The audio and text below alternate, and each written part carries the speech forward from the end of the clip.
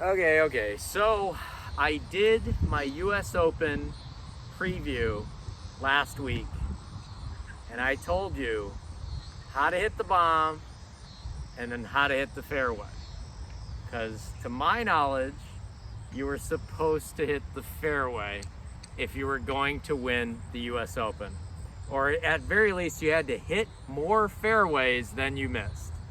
And then Bryson DeChambeau came in with his Bryson bombs and hit 41% of the fairways and blew the entire field out of the water.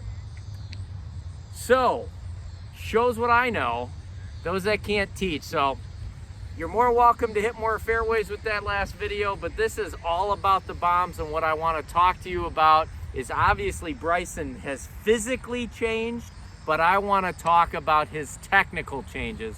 And some of these you might want to implement in your game if you're going to hit bombs just like Bryson.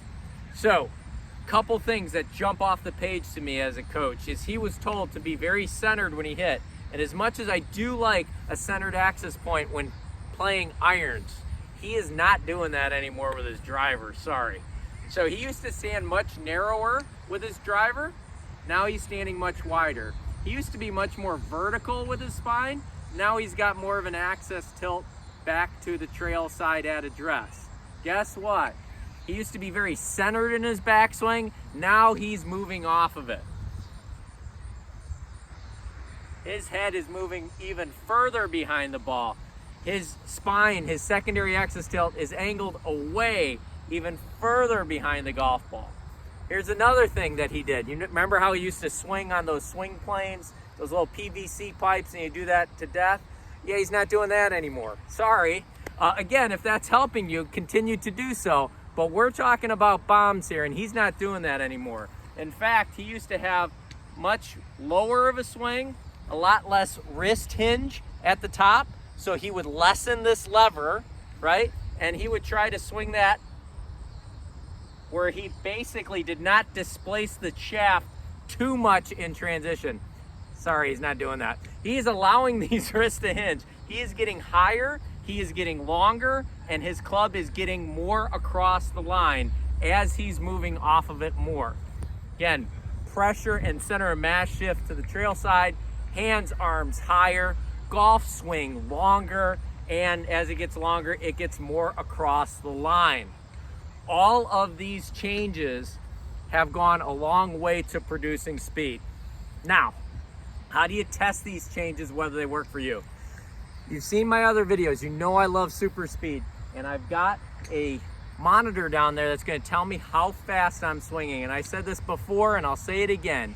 If something makes you go slower, then you probably shouldn't do it, because golf is a game about subtracting distance off of the golf course. So, when I'm moving my center of mass, when I'm getting more behind the ball, when I'm getting my hands higher, when I'm getting my swing longer, okay? See if that actually produces more speed. I bet you it will. I'm gonna go ahead and try to do my Bryson impression.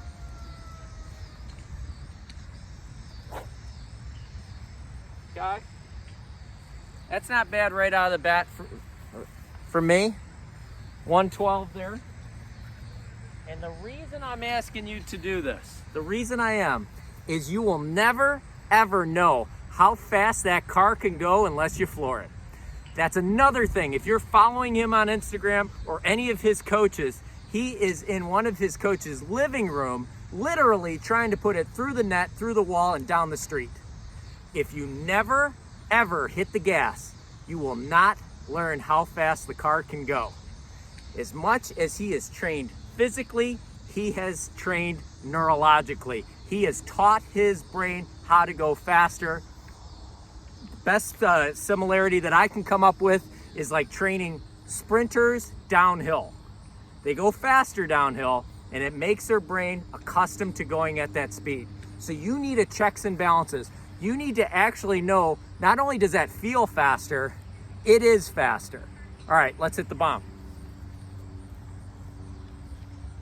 So his tee height's gone up. I got my driver right here. His tee height's gone up. Hovers that club up, gets more of an access tilt, really shifts his pressure quickly, really shifts his mass massively, lets that club get higher, lets it get longer. Let's hit it.